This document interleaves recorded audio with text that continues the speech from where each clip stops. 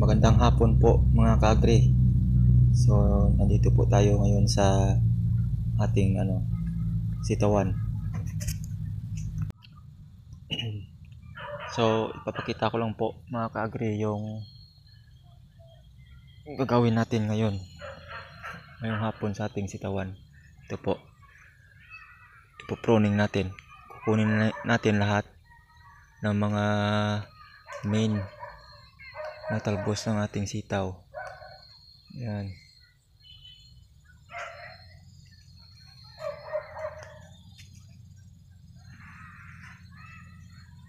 Bakit po natin ito ginagawa mga ka-agri? Dahil may magandang maidudulot ito sa ating sitaw.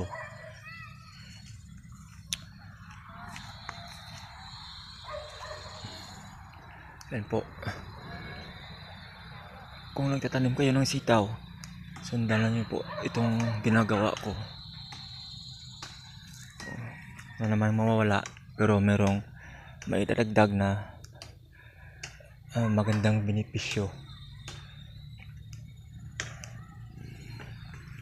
Kasi pag kinuha natin yung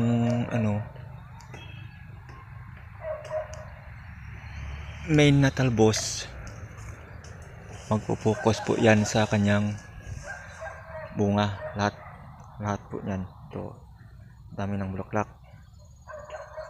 Yan. At saka tutubo yung mga side shoot niya. Ayan. Mabilis tutubo yan. At tatagal yung buhay ng ating sitaw.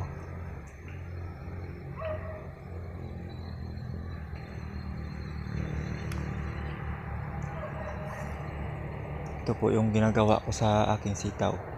Kung hindi nyo pa alam yung ganitong proseso mga ka-agri, sundan lang po ninyo yung ginagawa ko.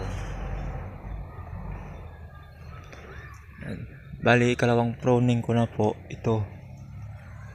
Kung tutuusin, 3 pruningan po ito. Simula sa sa vegetative stage hanggang sa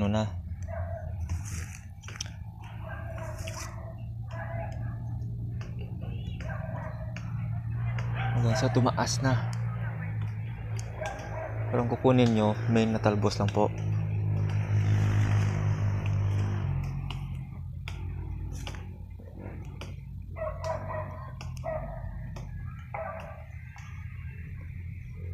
Yan.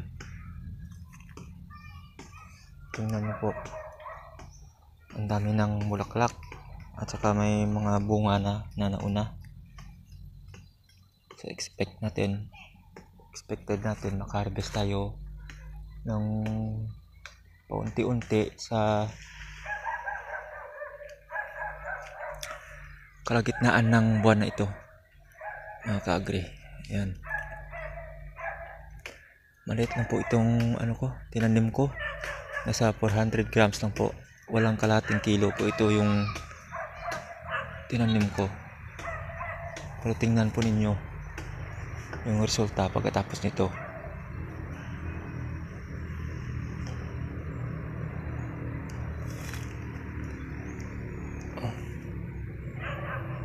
Dry na dry po yung lupa, walang ulan.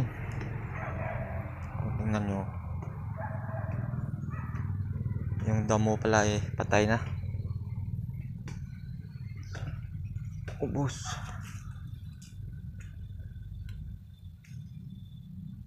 Kinukuha ko po yung mga dahon sa ilalim.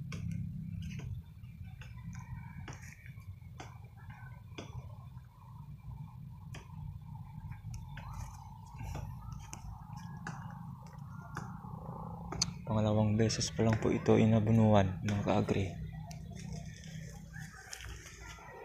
Mula pagkatanim hanggang sa namulaklak na.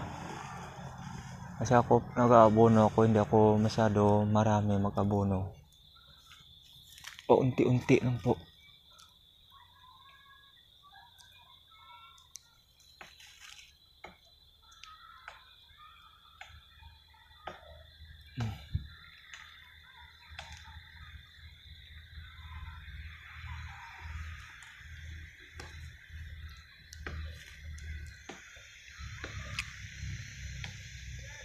Sana umulan ngayon.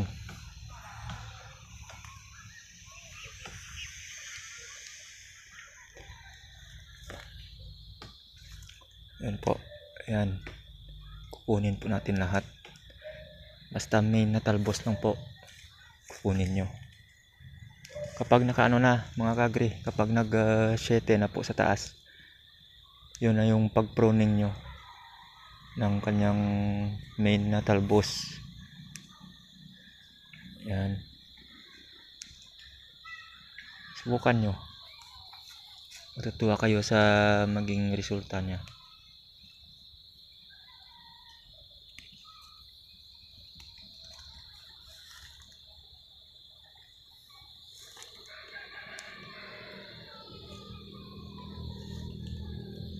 Total may natalbos lang naman yung isa sa sakripisyo nyo. Tapos yung papalit marami, diba?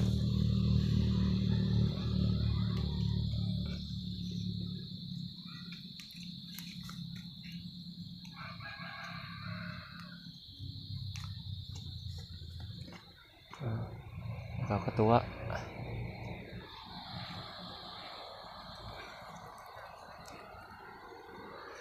Nakakatuwa ang tingnan itong tanim natin na maganda yung kanyang bulas. Inulan pa po ito. 1 week na ulan, sunod-sunod. Kaya po huli na nung pagbulas niya.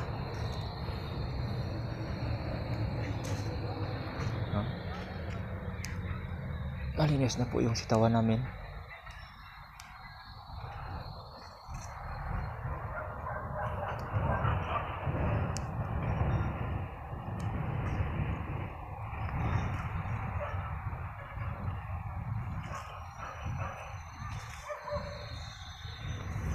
Ayan, yung dulo lang po ng talbos yung kukunin.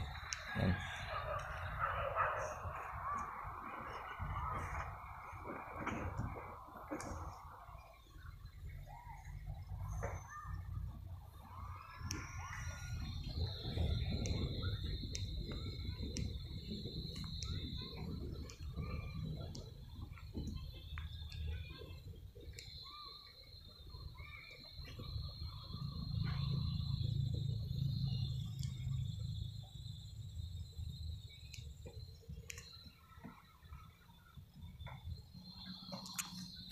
Sundan lang po yung ginagawa ko mga kagre. Tsak bubunga ito ng marami. Tingnan yung bulaklak ko. Diba? Dami na. Mula ilalim pataas.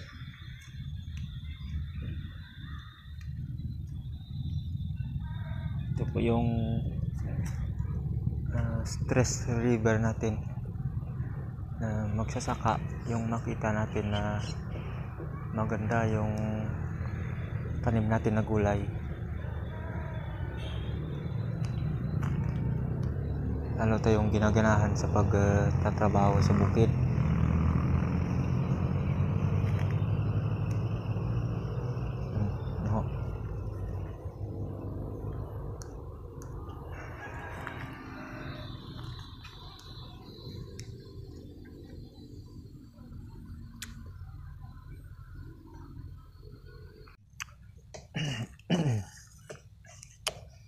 Saka dagdag ko lang mga kagre sa mga irrigated area po na taniman ng sitaw. Huwag po kayong magpatubig kapag nasa kasagsagan po yung pamumulaklak ng ating sitaw. Alam niyo kung bakit? Malalaglag yung mga bulaklak niya. Kasi naano ko na yan, naobserbahan ko yan sa tanim ko nung tag-init.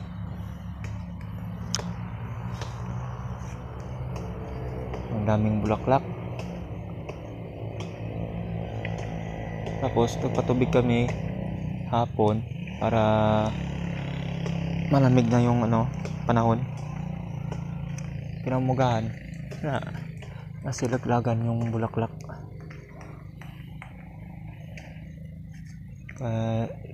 Lesson learned din sa atin na magsisitaw. Huwag na natin gawin sa susunod na tanim natin.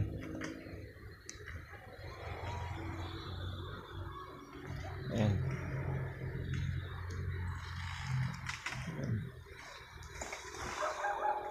Oh, mabilisan lang po ito, makaka-agree. Mabilis lang po tulin, gunting yung gamit ko.